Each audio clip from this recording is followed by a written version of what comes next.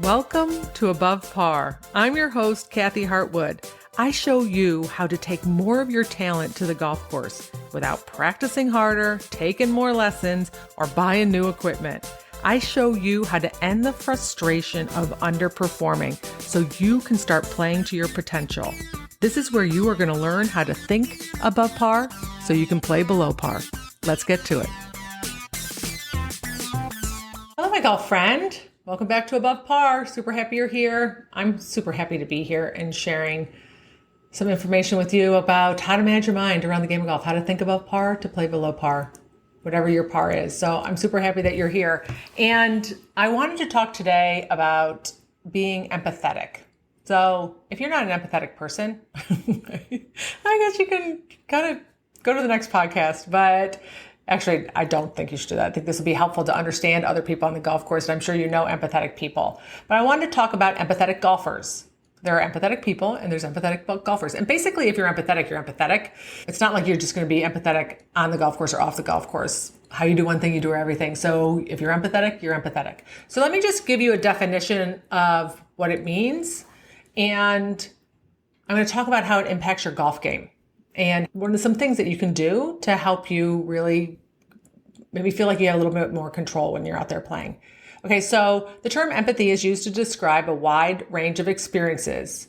Emotion researchers generally define empathy as the ability to sense other people's emotions coupled with the ability to imagine what someone else might be thinking or feeling.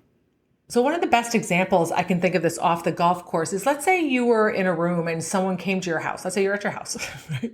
And someone came to visit you and they came in with a lot of anger. And they were really pissed off maybe that they had challenge getting to your house. They maybe were stuck in traffic and they come in with all this energy and this anger and this emotion. An empathetic person can feel that. They feel their energy. You might know this differently. Let's say in a setting when someone who has a strong emotion comes into the room shifts, the energy in the room shifts, things change.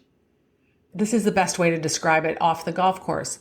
Now, on the golf course, one of the things that's a challenge is you are in a room, so to speak, even though it's open air, in a container with 4 people for 4 to 5 hours in a typical round of golf. Their energy in that foursome, you might imagine sometimes what they're thinking or feeling. And if it's negative or negatively impacts you, it can affect your golf experience. Right? It can distract you from how you show up. You'll be thinking about the other person. You're thinking about what they're thinking and what they're feeling. You might suddenly go and start being anxious or uptight where you were peaceful and calm before. There might be people that you actually avoid at your club maybe or in a group because they have a negative energy and you don't like it. So you're going to end up avoiding events or avoiding people, turning down invitations, not showing up as your best self in those situations.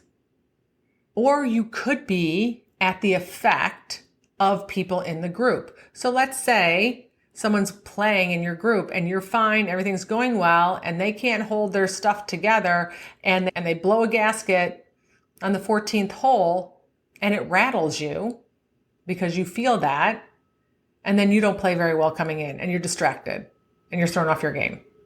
This happens. If this resonates with you, I get you.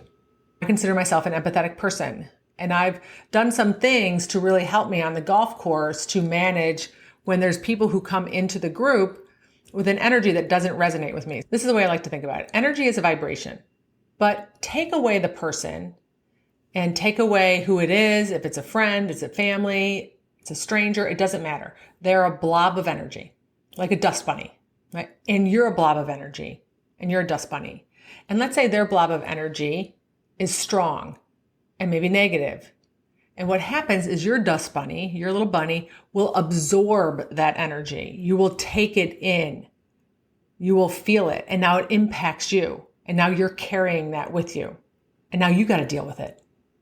Right? It's challenging enough to manage your mind, your thoughts and your emotions, your own thoughts and your emotions on the golf course, let alone somebody else's. And now it's more work.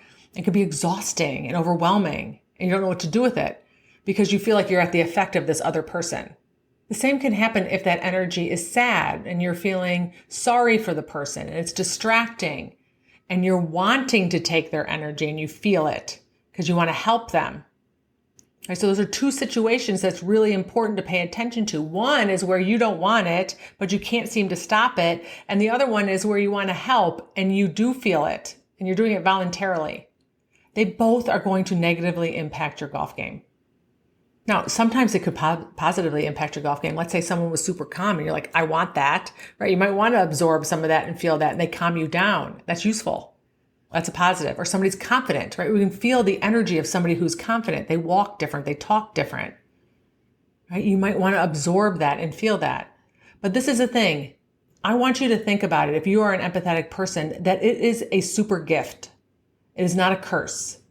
It is not something that you have to deal with and you feel at the effect of other people, or that you have to wish that you were just colder and insensitive and it didn't bother you. It's a gift. Consider it a gift, but you got to manage it.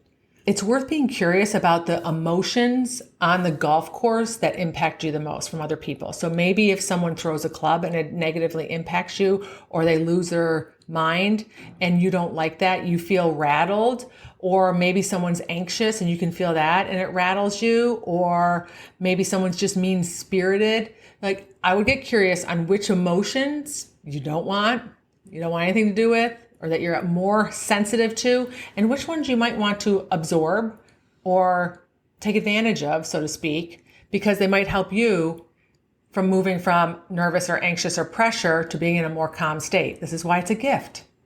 But you got to decide, you got to be aware, you got to be curious. So the first thing I want you to do is understand your personal sensitivities. They likely show up for you off the golf course. The second thing I want you to do is set boundaries. So what that means is that if someone has this negative emotion, they come into your group, picture them being a dust bunny and give them back their dust bunny. You don't need to take it. You don't need to absorb it. You just give it back to them. You're like, nope, that's yours. You deal with it. I'm not having anything to do with it. Now, if it's an energy that you like, then you're going to be attracted to that. You might want to play with that person more often. You can set a boundary that I like that. I like how this person impacts me and helps me manage my emotions. It's an advantage to play with them. So the second thing you want to do is set boundaries. And the example I give you here is one of my clients who shared a story about a bully in her group who snapped at a comment that she made. It was a complimentary comment about her golf game, but she was not accepting of it. She was angry about it. She was ticked off that she wasn't on green in regulation, and she lashed out at this woman and yelled at her and told her it wasn't a good shot. I'm there in 4, and yelled at her and rattled her. You get to set a boundary. It is not okay for someone to talk to you in certain ways on the golf course. It's not okay for them to throw up their emotions on you. Just because you're in the container doesn't mean that you don't get to set boundaries. Just because you're in the container of this 4 hours with these people, you get to say, like, dude, guess what? I'm not saying another word to you, but that's not okay. You clearly have a problem managing your emotions right now. Sorry for you, but it's not okay to yell at me. And the third thing I would tell you is you get to give people back their dust bunnies. Some you might want to take, like, let's say you're anxious and you're playing with somebody who's super calm, or you're a little insecure and doubtful and you're playing with someone who's confident. You're like going, yeah, I just want to feel a little bit of that, right? This is your superpower and your gift. You get to decide and choose. But negative energy, you just get to decide, I'm going to give that back to you. I'm not taking it. It's all yours. Figure out how to manage it. I'm not owning it and I'm not feeling it. And I'm not going to be at the effect of you not being able to manage your thoughts and emotions. All right, my empathetic golfers. So I just wanted to share this podcast because it can be challenging when you're empathetic, when you can feel other people's emotions, and then you are in a group with people who are challenging or affect you. Understand that you are not at the effect of them. You get to make a decision. You get to set boundaries. You get to be aware of the things that you're sensitive to, and you get to give them back their bunnies. Give them back their bunnies. All right, my friends. All right, have a beautiful week, and I'll talk to you next Wednesday. Bye.